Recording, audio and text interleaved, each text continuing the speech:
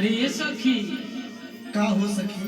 अरे बड़ा खुश लगत तारू वो बड़ा निचवा हरिया और ये कहाँ लखत तारू। अरे सखी हमरे खुशी के राज जानल चाहत बाटू का हो? हाँ हो बतावा।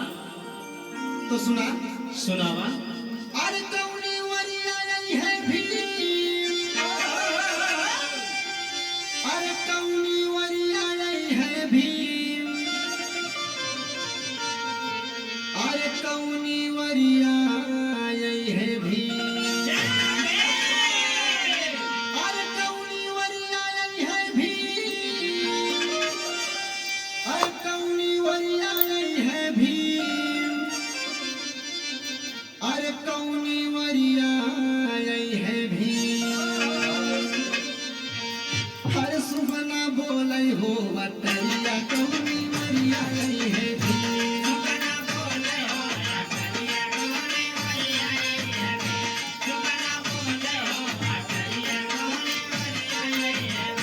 कौनी वरिया आई है भी, कौनी वरिया आई है भी, कौनी वरिया आई है भी, सुबना बोलै हो बटरिया कौनी वरिया आई है भी।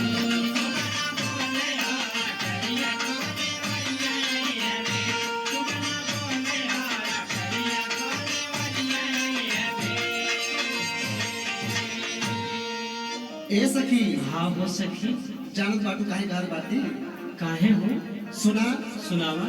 अरे बगिया बगीचा में होखे की लकारी, अच्छा अरे बोलेली कोयलिया होया मामा की डारी,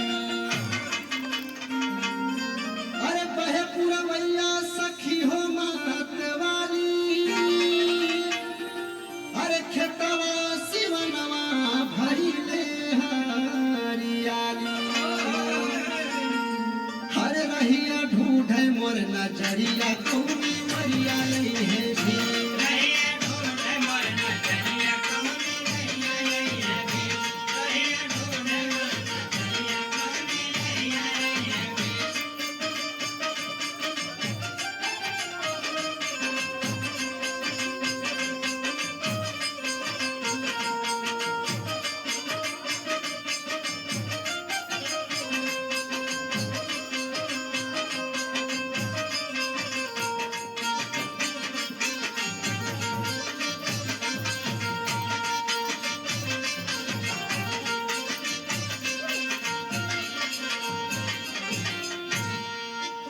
ए सखी का हो?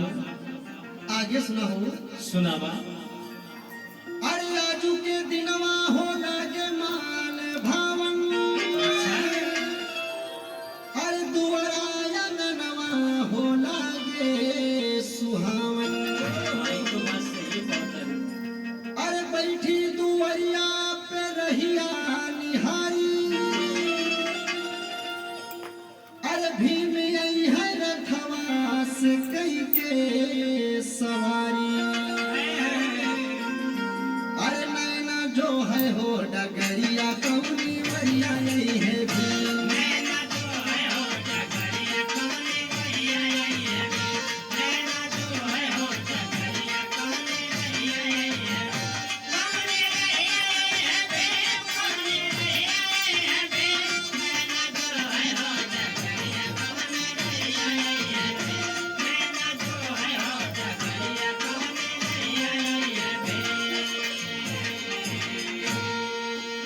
सही कहता है। तसखी जानत बाटू बाबा साहब के आवे के खातिर हम काहे इतना खुश बाटी? बतावा। सुना सुनावा।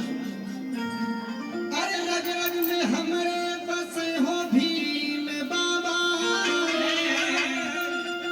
अरे तन मन में हमरे बसे हो भीम बाबा,